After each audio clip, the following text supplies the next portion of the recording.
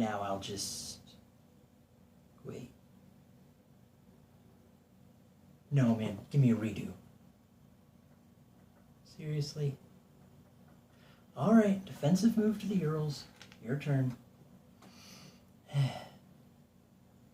Hi everyone, welcome to my second video analyzing the board game Risk and thinking of ways to make it run faster. In my first video, I analyzed the statistical likelihood of each possible outcome from a dice battle, shared a spreadsheet that'll calculate an outcome automatically, and started to toy with the idea of resolving multiple battles at once. Since then, I've run a test game with first edition rules, tested how well my spreadsheet works to save time, and worked on some additional concepts for saving time based on the ideas of devops and setup reduction. For my control game, I played with my family on our first edition reprint, love this thing, and for the sake of clean data, we agreed no treaties and no crosstalk. I couldn't ask for a cleaner set of data. The game lasted just 10 rounds across 2.5 hours, and there were 296 die rolls, give or take a few, which means on average we had 1 die roll for every 30 seconds of gameplay. I'll put a link to this data in the description. This game also gave me a chance to test out my dice rolling spreadsheet. It was down to my brother and me, and we were both exhausted, so we agreed to play the 10th round using the spreadsheet to see if we could save a little time. Turns out no! I took an average time per die roll for each individual round and compared round 10 with the spreadsheet to round 8 without it. Round 9 was a slower-paced breather round and doesn't really compare to 8 or 10. But the 2 rounds in question had identical times. We hadn't saved any time at all. Don't tell my brother. So it was back to the drawing board from there, and inspired by this book on setup reduction, hope that's in focus, and a great talk on DevOps in game development, link in the description below, I started to look at the Pareto Frontier, And in case you're not familiar with the Pareto Frontier, the idea is you look up all your factors that are influencing your outcome, you rank them by their impact on cost, time, or some other parameter, and you put them in a Pareto chart. And the ones at the left are the factors that you want to say, fix it now, because it's having the most impact on your cost, time, or whatever. And everything to the right is less important. And the distinction between the two is your Pareto Frontier.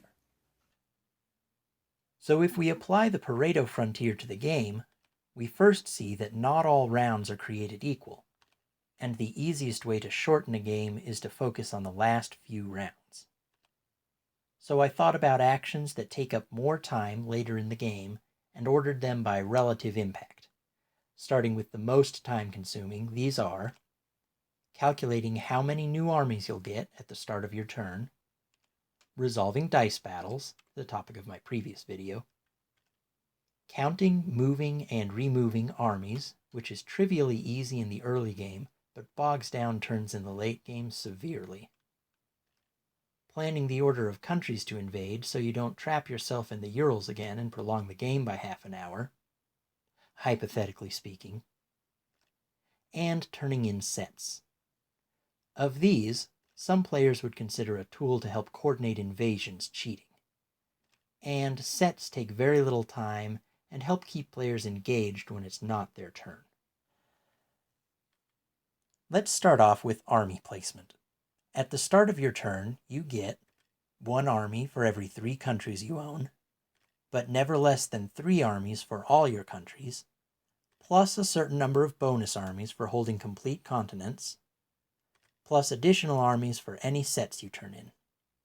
But this means you'll start off every single turn by doing everyone's favorite activity, and not at all boring, count things.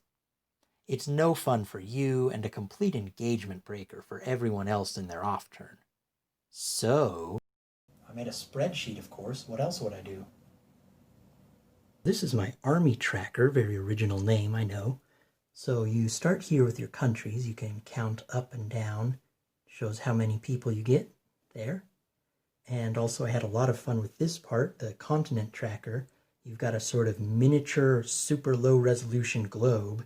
And as you greedily gobble up continents, you just put them in a line here. And the number to the right of your line is how many armies you get for your continents. So 4 plus 7, 11. You mark your total armies right here. And of course, if these first edition pieces weren't so chunky, you'd have the opportunity to stack them neatly in a row, just like I'm sure you normally would, but now no one can complain and you get to say it's strategic. So if you fill in your, say, 11 armies, like so, then you get the real beauty of this system, which is that it takes counting up countries and continents and your armies out of your turn. It lets it be something you can do between turns. Just shift up and down if you lose countries or continents. And when your turn comes up, you can just grab your people, turn in any sets you have, and throw them on the board. Next, let's briefly look at dice battles and army management. Since their impact is felt mostly in the late game, I think these are both cases of game systems that don't scale well. In the early game, when you may have as little as 1 or 2 battles your whole turn, the battle system is perfectly manageable. But as you play on, you could roll the dice 50 times in a single turn, and that time builds up. I think this is why my dice rolling spreadsheet didn't help. I was looking at the battle, literally, but failed to see the war. Similarly, counting and moving armies in the early game is fun and easy, but close to the end it gets complicated. Pieces representing multiple armies help, but they introduce the new problem of making change when you lose an army or need to leave one behind in a freshly conquered country. While refining army management would give some time savings on its own, it's also a prerequisite to improving dice battles. For instance, if I have 5 armies, run 3 battles at once, and lose them all, which is entirely possible, that leaves me 1 army in the hole, and I can't just mortgage Scandinavia to make up the difference.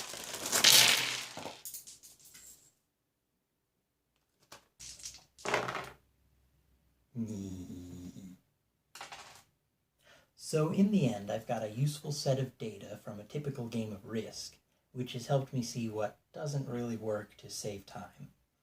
But I do have some ideas of what should work to shorten a game in the future, thanks to the power of setup reduction.